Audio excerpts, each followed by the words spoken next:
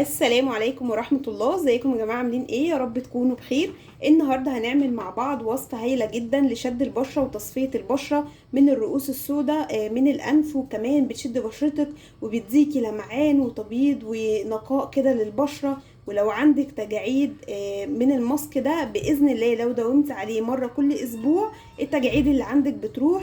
ولو ما عندكيش تجاعيد ممكن برضو تستخدميه للحفاظ على بشرتك صغيرة. طيب الاول زي ما تعودنا يا جماعه نصلي على النبي عليه الصلاه وافضل السلام. اللي لسه ما دعمنيش باشتراكه في القناه يلا بسرعه انزل ادعمني باشتراك في القناه ولايك للفيديو. وما تنسوش كمان في الكومنتات تقولي ايه رايكم في الفيديو ده، وفعلوا زر الجرس علشان يوصل لكم كل جديد من وصفاتنا الاقتصاديه. اللهم صل وسلم على سيدنا محمد. نبتدي بسم الله الرحمن الرحيم. انا عندي مكونات الماسك ده ايه يا جماعه؟ انا عندي هنا بياض بيضة كده زي ما انتم شايفين. انا فصلت البياض البيضة عن الصفار، وهستخدم في الوصفة دي البياض. تمام. هستخدم على بياض البيضة ده معلقة صغيرة من النشا بتساعد جدا يا جماعة على التفتيح الفوري وبتشد البشرة، وكمان معاها المساعد القوي جدا على تفتيح البشرة وتوحيد لون البشرة، وكمان بيساعد ان ازالة الرؤوس السوداء من الانف، لان الرؤوس السوداء دي يا جماعه بتضايق ناس كتير قوي، هو البن او القهوه. طيب فانا مكوناتي هستخدم ايه على بياض البيضه؟ هستخدم كده معلقه صغيره ممسوحه من البن او القهوه، اي نوع عندك مفيش نوع معين. واحط عليه برضو معلقه صغيره كده مليانه من النشا. مكوناتي سهلة وبسيطة زي ما انتم شايفين كده. اقلب بقى كويس لحد ما المكونات دي تندمج كده مع بعضها. بسم الله الرحمن الرحيم. بياض البيضة عموما يا جماعة لو حتى استخدمتيه لوحده بيشد البشرة جدا، فما بالك لما تستخدمي معاه النشا اللي هو بتاع التفتيح الجبار، وكمان القهوة او البن. ماسك هايل جدا، كمان بيساعد على التخلص من الرؤوس السوداء، لان الرؤوس السوداء دي فعلا بتضايق ناس كتير جدا. وان شاء الله بالماسك ده لو داومتي عليه هتلاحظي بفرق 100%. هقلب كويس طبعا لان البيض مش بيتقلب معاه الحاجات دي بسهولة. حاول ان انا افضل اقلب فيه، استمر في التقليب لحد ما المكونات عندي تندمج مع بعضيها. مستمرة كده في التقليب زي ما انتم شايفين. بسم الله.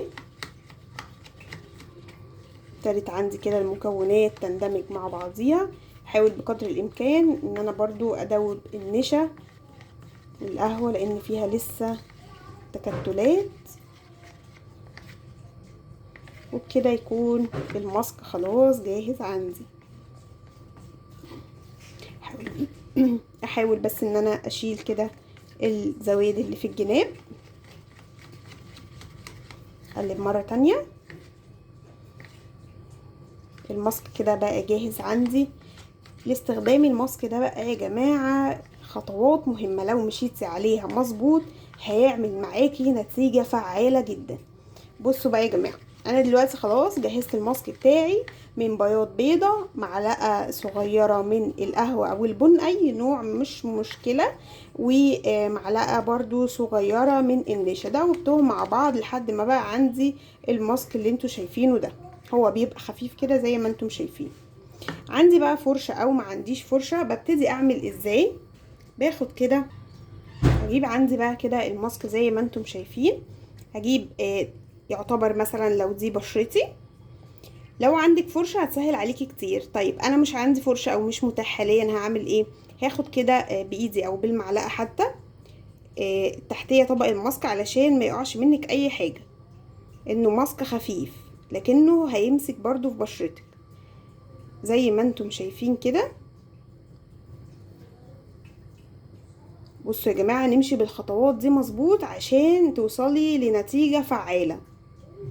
انا كده دهنت على بشرتي بحركات دائرية او بالفرشة اللي معايا.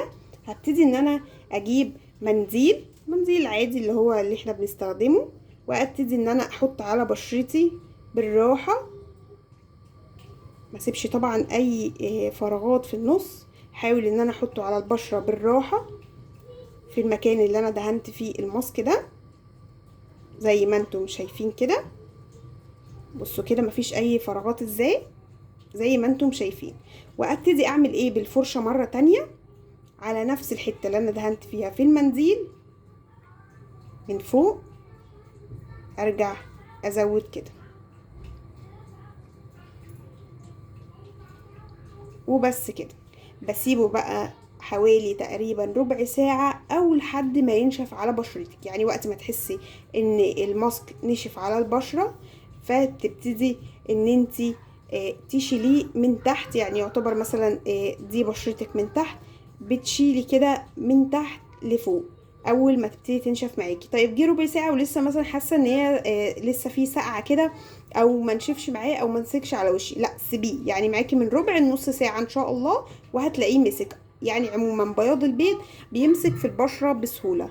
وانتي بتفرشي على وشك ما تكتليش طبقه فوق طبقه، يعني هي طبقه واحده كفايه وابتدي حطي المنديل. يعني ما تقوليش ان هي هتعمل نتيجه اسرع، لا مفيش الكلام ده يا جماعه. هي طبقه واحده فقط وبتبتدي تحطي المنديل، وبعد ما بتحطي المنديل بتفرشي عليه طبقه تانية برضو خفيفه كده، وبعد كده بتستني من ربع نص ساعه اول ما ينشف بتبتدي ان انت تشيليه. طبعا قبل ما تحطي الماسك انت بتكوني غاسله وشك كويس قوي بالغسول وبعد كده بميه دافيه، وبعد كده بتحطي الماسك. خلاص انا شلت الماسك ببتدي ان انا اغسل وشي بميه دافيه وبعد كده احط اي مرطب عندي موجود.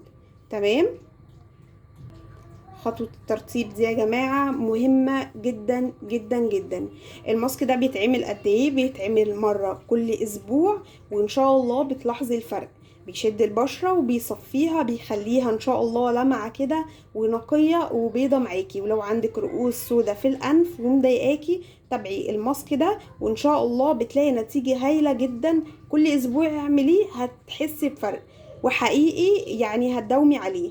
ولو انت ما عندكيش تجاعيد طيب وانا عايزه اعمل الماسك مفيش مشكله، بيحافظ على بشرتك من التجاعيد، ما بيجيلكيش اي تجاعيد بتحافظي عليها كانك لسه صغيره. ان شاء الله يعجبكم الماسك الهايل ده يا جماعه. ما تنسوش تدعموني باشتراك في القناه ولايك للفيديو، ومستنيه ان شاء الله كومنتاتكم على الوصفه الهايله دي. جربوها ان شاء الله ومش تندموا وهتدعولي. اشوفكم فيديو جديد وصفات تانية جديده. مع السلامه.